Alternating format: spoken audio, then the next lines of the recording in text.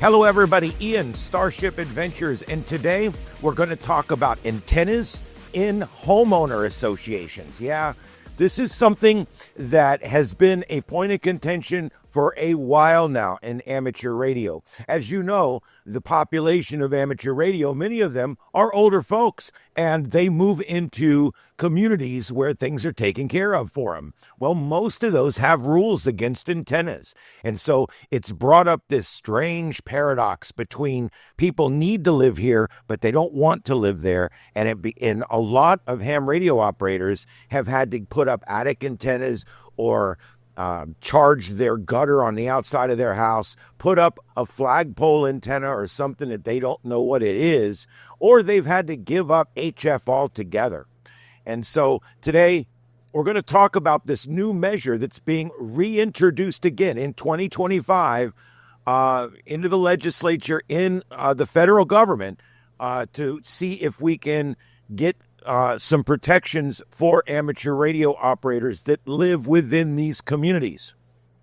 Why is it important that we have amateur radio antennas at our homes? Well, this provides a connection from our emergency operations center into many homes around the area. So after a disaster, if the phones were to be out or if the power and phone systems are down, they can contact all these people that have amateur radios. And so it's important to allow people to have these antennas. In a larger disaster, HF equipment can allow you to get messages further away, out to other states and things like that. So it's important, I do believe, to be able to put up your ham radio antennas. However, the other side of this coin is when you moved into that homeowners association, you signed the covenants. You signed that you understood that you are not allowed to put up antennas. Now, some of you, I moved into one of these HOAs in the early 90s before I realized that they were the nexus of all evil in the universe, okay? I moved into one of these. I owned it. I owned it for 9 years, and I got the hell out. And I got to tell you something, when I moved in, they had no prohibition on nothing, hardly at all. It was the covenants had one page of rules. Most of it was just other stuff.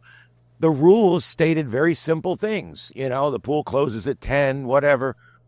And during my years living there, the board was taken over by a bunch of older folks from up north. And next thing you know, they're telling me I need to have my cats euthanized. They're telling us we can't put up our DirecTV dishes. And all kinds of hell broke loose.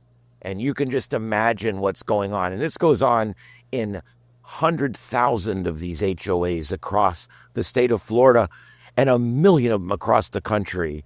It's kind of crazy when you think about it. People that move into HOAs literally decide, I want to put another layer of government, another book of rules over my head, just because I don't want to deal with having to cut my own grass. Okay, that's the bottom line. That guard gate don't provide you any security at all. It's a freaking illusion. Down here, the fences don't even go around any of the communities. The bad guys park behind the community and walk in. And they like the gated communities because the cops don't patrol in them. The whole thing's a farce. You are just as likely to get broken into inside a guarded, manned, gated community as you are out.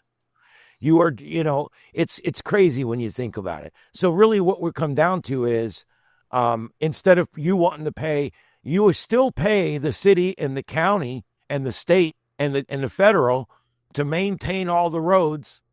And now you want to pay your homeowners association to maintain the road in front of your house. It's a duplication of services. Now your homeowners association is responsible for all these things that normally the county would have paid for out of your ad valorem taxes. Okay? So the whole principle of HOAs really doesn't make a lot of sense. It's more rules. It's more money. Every year I was there, the what do they call it? The fees that you pay there, the annual fees, the monthly grounds fees that you pay for the place. Even though I had to pay a couple $100 a month to maintain elevators. I lived in a one-story building. I mean, it was a lot of crazy stuff that went on there. Homeowners associations are bad. Now, I actually have a problem with this, though, because what we're doing is we're asking the government, hey, because of this thing over here, which we know is a little weak, the whole disaster, oh my God, I got to have a ham radio antenna, little weak, little watered down, okay, but still a valid point, okay?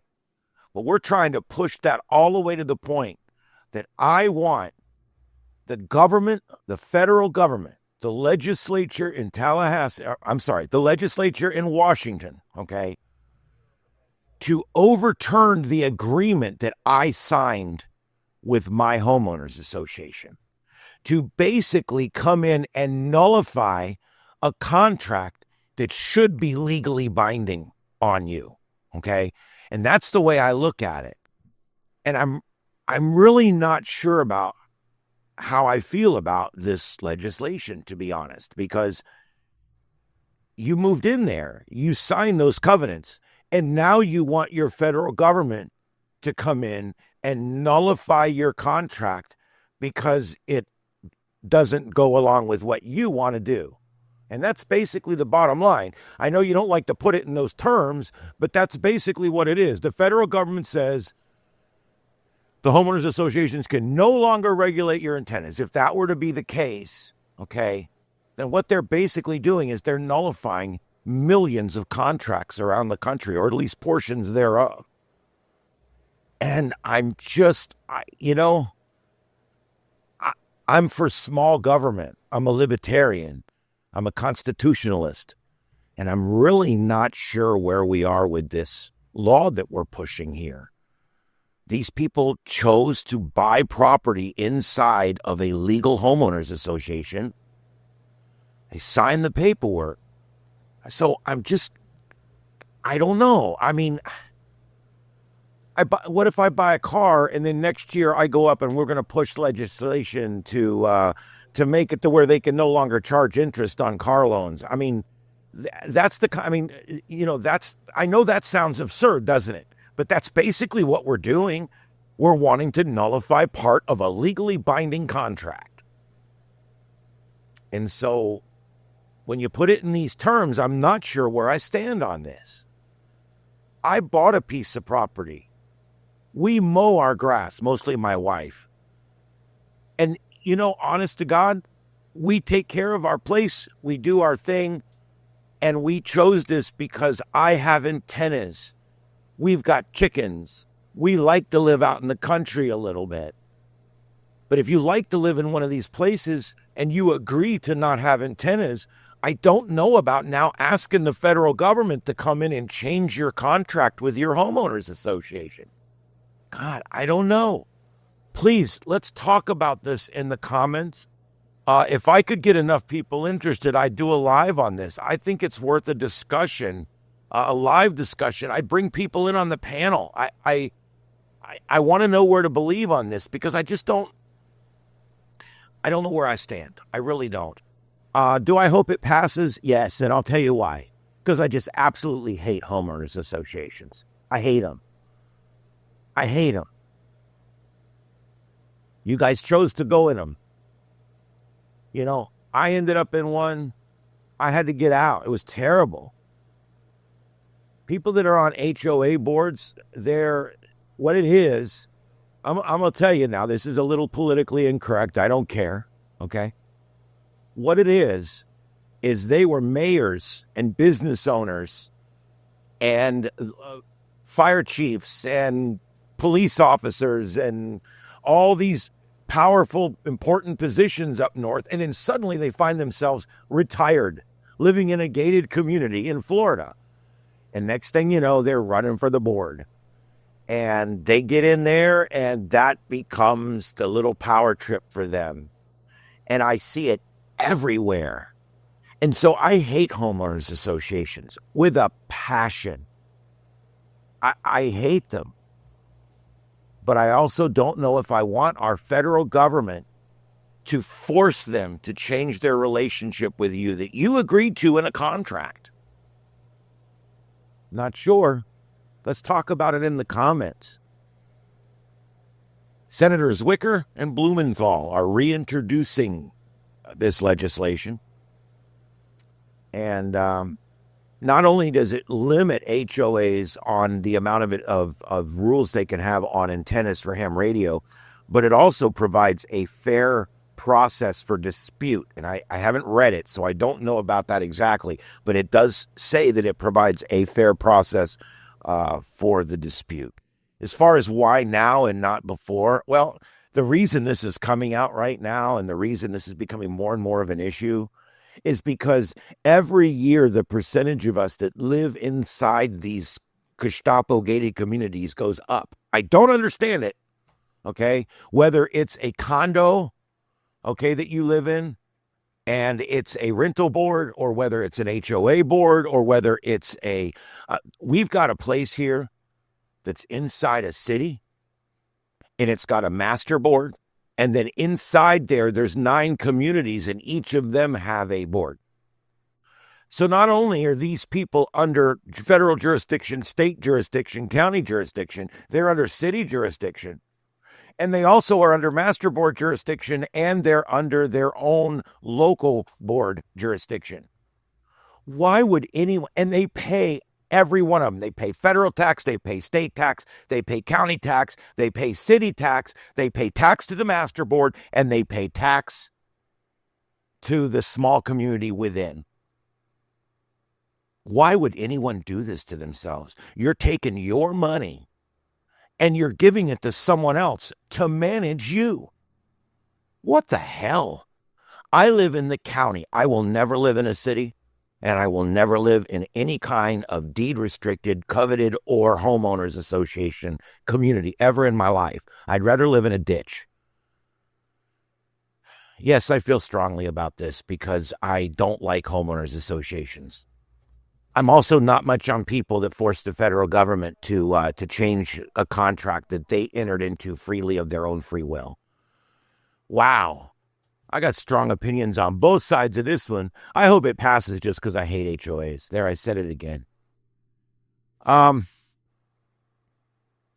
will tell you, I've got videos on my channel on how to build stealth antennas, buy stealth antennas, how to charge your gutter up around your house, how to put up a flagpole stealth antenna.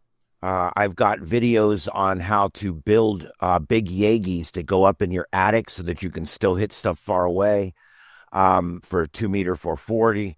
I got some really good videos on my channel that will help people in HOAs, at least until we can get something passed here. And I don't know, I doubt this will go through. Very little ever gets passed through Congress and the House and Senate on it. It rarely ever happens anymore. That's why each president just comes in now and signs a bunch of executive orders, good or bad. And so, that's pretty much the way that works. All right, so what can you do? If you live in a homeowners association and you want this to pass, I strongly recommend that you get a hold of your senator and your congressman. They actually have people that read these, and they use AI now to culminate issues that are in multiple emails. Like if they get 100 emails from amateur radio people, like if my congressman here, Byron Donalds, if he gets a letter, 1 letter, 10 letters, 100 letters, his people and his algorithms are both going to tell him, hey, this is becoming a big issue. Let's look at this. And that's how it works. The squeaky wheel gets the grease. So send a letter, write an email, send it to your congressman. If you see any of your elected officials, tell them how important it is to get these ham radio antennas up in the air. That's literally what you have to do. And contact senators, representatives, spread awareness, share this video.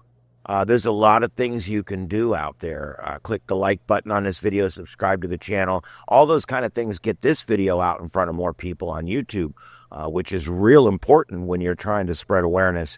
YouTube is the #1 broadcast platform in the world.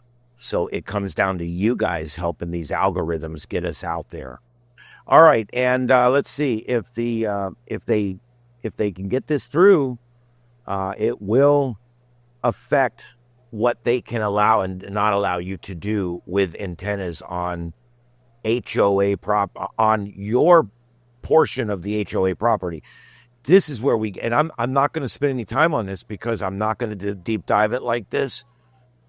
But when we start saying they can't restrict you on antennas anymore, does that mean you can put up a mast in a public area, in a community area?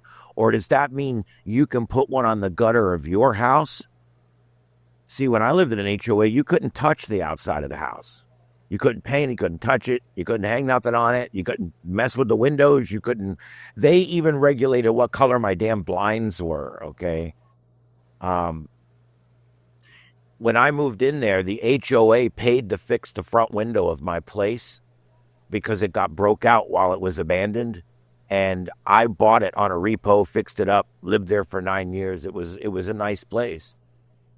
When they had to fix the window, they fixed the window and the glass was slightly a different color than the other side, the glass.